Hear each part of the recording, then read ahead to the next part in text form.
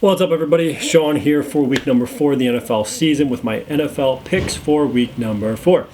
I'm going to make it a little bit quicker than I usually do this week. I don't have time to actually edit. I'm taking a trip to Atlantic City this week, so it's going to be a little more hectic. I'm not going to really have time to sit down and edit it like I did the first 2 weeks, so I'm just going to kind of throw it up. With that said, overall in the season, I am 8-4. Week 4 totals over the last 4 seasons are 9-7 against the spread. Lock of the week is 2-1, and upset special is 1-0. So I'm actually a winning record on week 4. Just to go over very quickly my picks, and then I'll get into more details. The picks this week are St. Louis +7, Indianapolis -8.5 over the Jaguars, Denver -6.5 over Minnesota. Lock of the week, Green Bay -8.5 over San Francisco. All those numbers are accurate as of Tuesday afternoon from the covers.com spread that they were showing at that time. Of course, they are subject to change. Okay, so with all that out of the way, kind of just a quick thing right there to get you guys, everything you need right off the bat.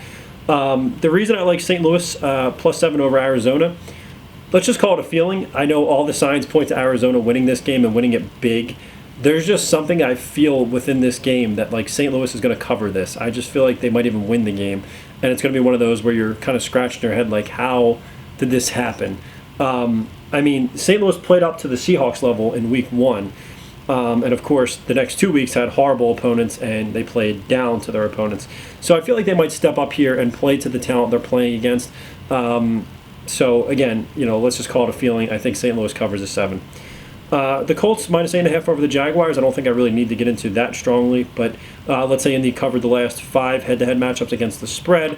Indy has faced 2 tough defenses the first 2 weeks. And they struggled, and then they scored 35 last week against a weaker Titans defense.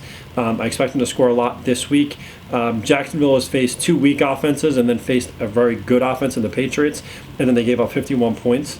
Indy is averaging 245 passing yards a game, while Jacksonville is giving up 286, which says that Andrew Luck is going to be slinging the ball around a lot. He's going to have a lot of success. Denver is -6.5 over Minnesota. Denver has covered the last 2 head-to-head against the spread. Denver has won all 3 games this year by 6 or more points. Denver has the edge in points per game, yards allowed, time of possession, red zone scoring, and kicking. And also Denver is averaging 233 yards through the air, while Minnesota is giving up 253. Not quite as weighted in their favor as some of the other statistics throughout, but I think Denver wins that game and covers the 6.5. Now for the lock of the week, Green Bay is -8.5 over San Francisco. San Francisco has given up 90 points, 90, into the last 2 games, 90, to the Cardinals and Steelers. What do you think Aaron Rodgers and this Packers offense are going to do? Come on. All right, just some random musings here. As usual, my DraftKings players to watch: quarterback Andrew Luck and Tyrod Taylor.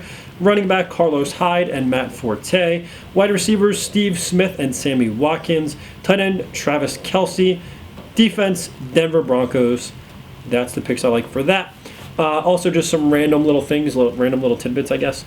I expect a big high-scoring game in the Baltimore-Pittsburgh game since they both can light it up through the air. However, with Pittsburgh having Michael Vick in, that may not happen. But that's something to look out for there. The New York Giants and the Buffalo Bills both have strong passing attacks and weak passing defenses, so that game could be a shootout. Look for the over there.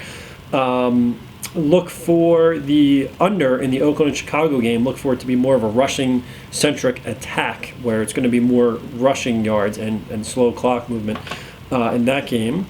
And that's all the ramblings and notes that I sort of have here. Also look for San Diego and Cleveland to be a lower scoring game. All right, guys, that's going to do it for me for this week. Again, make sure to give the video a like if you enjoyed it. Make sure to share. Make sure to sub, all that good stuff if you want to keep coming back. I appreciate it. If not, sorry I couldn't keep you around. All right, guys, until next week, I'll see you then.